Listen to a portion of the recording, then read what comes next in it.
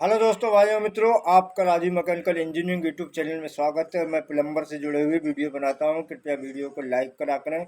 आप लोगों की अपार कृपा महिमा हम पर बनी रहेगी। आपके गुरुजन माता पिता का हमारे ऊपर आशीर्वाद बना रहेगा। तो इसी तरह हम इस जर्नी को आगे बढ़ाएंगे। कृपया हम एक नई चीज़ बताने वाले हैं। मैं आपको क्या बताते हैं, आज मैं आपको बताता हूँ आपके घर के लिए कौन सी समरसेबल सबसे बढ़िया और कितने एमएम की केबल सबसे अच्छी होती है और कितने का कंडेंसर भी अच्छा होता है। ठीक है, चलिए वीडियो को शुरू करते हैं। तो मान लीजिए आपने बोरिंग कराया। बोरिंग वाला हमारे एरिया में तो 32,000 28,000 में करता है। 32,000 वाला जो है वो 120 फीट बोरिंग करके देता है और 28,000 वाला 80 या 90 फीट करके देता है। दरअसल इसका कारण क्या है, वो हमारे यहाँ बोरिंग जो होती है वो 85 या 90 फीट के ऊपर नहीं जाती है। ऐसा क्यों? क्योंकि अनुमान लगाया गया है कि 85 फीट पे पहुंचने के बाद जो बोरिंग का केसिंग पाइप होता है वो जाके ज़मीन में लड़ जाता है। इस वजह से बोरिंग नहीं जाती है, पाइप यानी नीचे नहीं जाता है। ठीक है, बाकी आप कच्चा काट के 120 150 फीट कर देंगे, उससे कोई फर्क नहीं पड़ता है। किस लिए नहीं फर्क पड़ता है, बात समझिए। जो केसिंग पाइप होता है, केसिंग पाइप में पानी चारों तरफ से आना चाहिए। अगर जाली कटी है तो रस्सा बोगी में तो जाली तो कटी नहीं जाती है। रस्सा बोगी जो होती है उसमें जाली नहीं काटी जाती, उसमें सीधा सल्लक पाइप ऐसे खड़ा उतारा जाता है, सीधा प्लेन पाइप। जो पानी नीचे से जमीन को सूता से मिलेगा वही पानी मिलता है। जो इंजन बोरिंग होती है उसमें चारों तरफ से आप देखिए, कभी बोरिंग में गोल गोल छेद करे जाते हैं। वो किस लिए? कि वो सेफ्टी बोर होता है, यानी कि आजीवन काल के लिए वो सेफ्टी बोर होता है कि उसमें पानी चारों तरफ से रिसाव करके आ जाएगा। और इंजन बोरिंग की खासियत और अच्छी क्वालिटी ये है कि जितना फिट पाइप जाएगा उतनी ही कच्चा भी कटता है। तो दोनों तरफ से आपका फ़ायदा है इंजन बोरिंग कराने में। इंजन बोरिंग का आप कराइए। यदि आपके पास ज़्यादा पैसे हैं तो आप लोडिंग करा सकते हैं। लोडिंग किस प्रकार से कराई जाती है? 6 इंची का पाइप होगा तो उसमें मुझे या बजरी की महीन महीन गिट्टी डाली जाती है। आरसीसी लेंटर वाली महीन बारीक सी गिट्टी, उसका उनका एमएम बता देंगे तो आपको आधा इंची से भी कम होती है वो। आधा इंची में हमारी समझ से 4 सूत होते हैं। ठीक है, 1 इंची में 8 सूत, 4 सूत यानी कि आधा एमएम से भी कम है तो 2 सूत 2.5 सूत। समझ लीजिए 2.5 सूत की सरिया आपने देखी है जो ए, कॉलम में बिल्डिंग लाइन में काम आती है। 2.5 सूत की सरिया 2 सूत की भी आती है। ठीक है, तो ये घरेलू जानकारी हम बता रहे हैं। तो सबसे बढ़िया मोटर जो होती है समरसेबल की 1 HP होती है, जो वो है सबसे बढ़िया भरोसेमंद। 10 साल के अनुभव में हमने CRI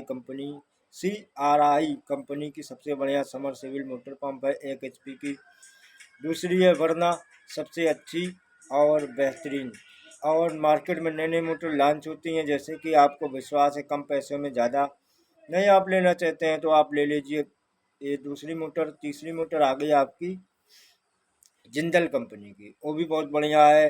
फिर मैक्स पे जाइए, फिर लूवी पे जाइए, इनके प्राइस थोड़े कम होंगे, मोटर अच्छी मिलेगी, बेनिफिट अच्छा है। ठीक है, तो अब 1 HP समरसेबल में कितने एमएम की केबल होना चाहिए हम बताते हैं। समरसेबल की 1 HP केबल जो होती है वो कम से कम होनी चाहिए, उसकी लेंथ होनी चाहिए 1.5 mm की। 1.5 mm खाली केबल का गेज से कोई फर्क नहीं होता है। केबल के अंदर के कितने वोल्टेज का तार पड़ा होता है, उसके तार की कभी लेंथ देखिएगा। एक ओरिजिनल तार एक लोकल तार में फ़र्क क्या होगा, उसके जो तांबे के कापर वायर होंगे वो ज़्यादा घने भरे होंगे। ठीक है, और जो लोकल वायर लोगे तो उसमें प्लास्टिक का लुब्रिकेशन होता है। वो केबल कभी मत लेना, वो केबल झाटू है, बिल्कुल बेकार है, रद्दी माल है, खुला है। उसको लगाओ तो केबल शार्ट हो जाएगी साल 2 साल बाद। क्या जो ओरिजिनल केबल की कीमत है इस समय मार्केट प्राइस में है 2026 में है वो 70 रुपये मीटर है। 70 रुपये मीटर है। ठीक है, और इससे अच्छी आप बाजार में ढूंढ पाते हो तो ढूंढ लो। हमारी कंपनी CRI कंपनी की केबल भी मिलती है ओरिजिनल। ठीक, और कंडेंसर इसमें 36 का लगता है 1 HP समरसेबल में। 2 HP समरसेबल में लग 1.5 HP या 2 HP की समरसेबल में कंडेंसर लगता है 50 MDF। ठीक, ये मोटर के राउंडिंग का तार के काम में आता है, यानी मोटर को चलाने के लिए जो हाइड्रोलिक पंप होता है, सबसे पहले पंखा एम्पेयर। ठीक है, तो मोटर कितने HP की होगी उतना ही कंडेंसर लगेगा।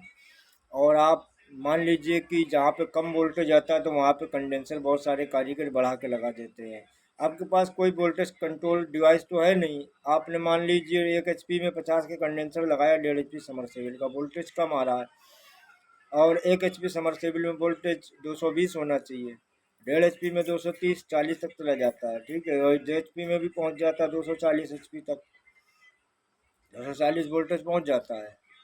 तो हमारी समझ से कंडेंसर नहीं लगाना चाहिए कि जब तक आपके पास मैनुअली कंट्रोल नहीं, ऑटोमेटिक कंट्रोल पैनल नहीं होगा।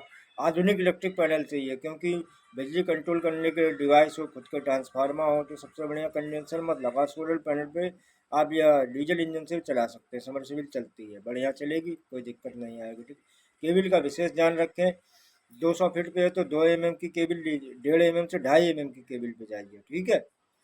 200 फीट पे 2.5 mm की केबल पर्याप्त है, मजबूत सुरक्षा के लिए बता रहे हैं। ओरिजिनल केबल खरीदना, लोकल ना ले लाना, ठीक है। हमारी वीडियो की जानकारी बहुत अच्छी लगी, हम अपना अनुभव एक्सपीरियंस बताते हैं, ना कहीं की डेटा लाते हैं, खुद काम करते हैं, खुद अनुभव है, ठीक है। वीडियो पसंद आए तो लाइक करें, और आप फंसी हुई समरसेबिल निकलवाने के लिए हमारे इस नंबर पर संपर्क कर सकते हैं। नंबर हम जुबानी बताते हैं, 7392875910, राजू कश्यप, ठीक है। और दूसरा नंबर 7269036184। दोनों नंबर पे आप कभी भी कॉल कर सकते हैं, कहीं भी बुला सकते हैं हमें। ऑल इंडिया सर्विस देने की क्षमता है, ठीक है। जैसा आपको किराया भाड़ा आपका होगा, समरसेबिल निकलती है तो ठीक है, नहीं तो हम किराया भाड़ा लेके वापस चले आएंगे, आपसे 1 रुपया नहीं लेंगे, ठीक। जय माता दी, फिर मिलेंगे एक नई खोज के साथ, मोटर से जुड़ी हुई रिसर्च के साथ।